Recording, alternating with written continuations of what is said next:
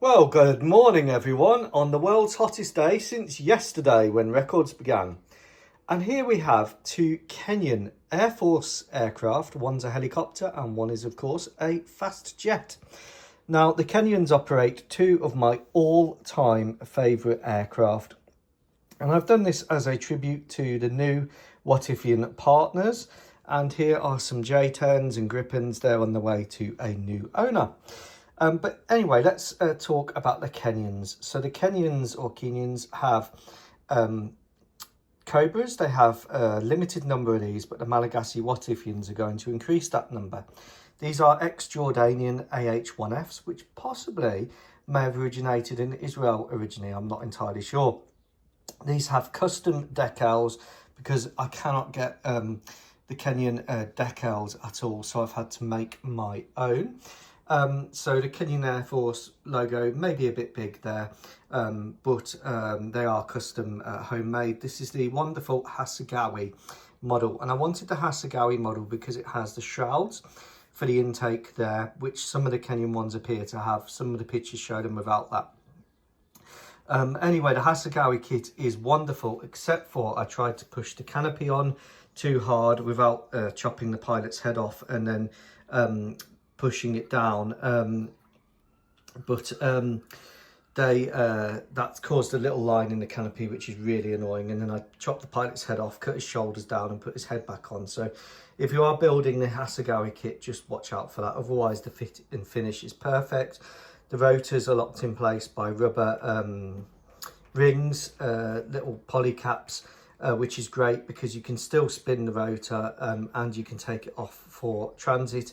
Same thing with the tail rotor, makes it a really wonderful build. The colours for this is IDF sand, Israeli Air Force sand, and USAF maroon brown, which I think is right for the colours of the Kenyan Air Force. Interesting that Air Force operates the Cobra, the AH-1F single engined, which has the IR suppressing exhaust.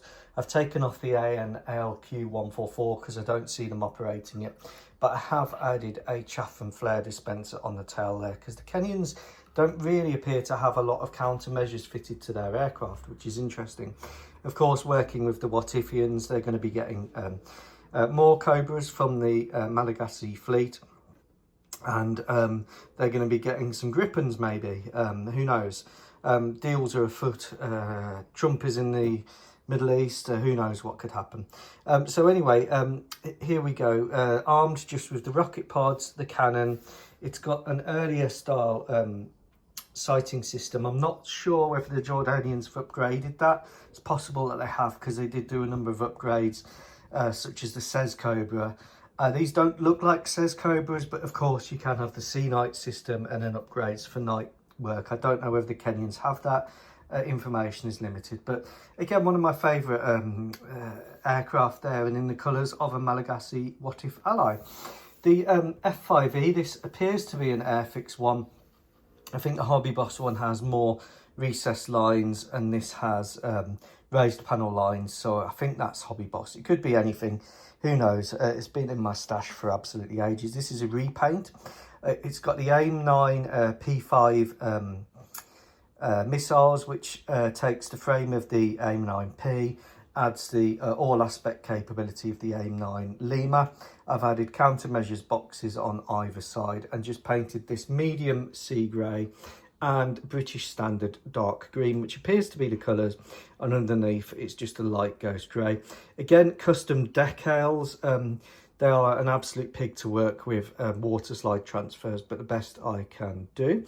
I do like the F-5E. I do think it's really appropriate for Kenya. It's low cost, easy to maintain, relatively good performing platform.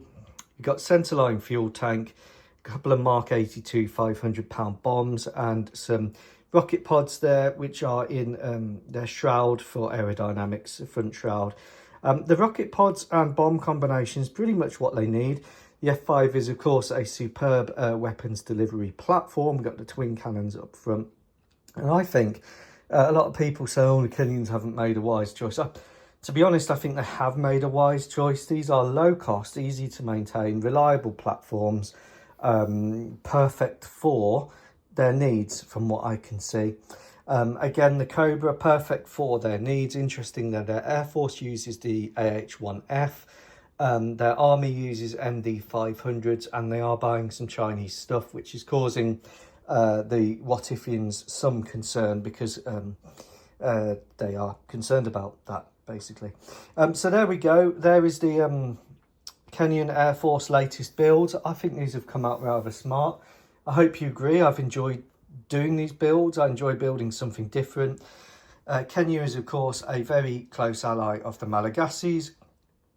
Interestingly, the UAE is funding the RSF in South Sudan, and the Kenyans are funding the Sudanese government, so there is some tension there.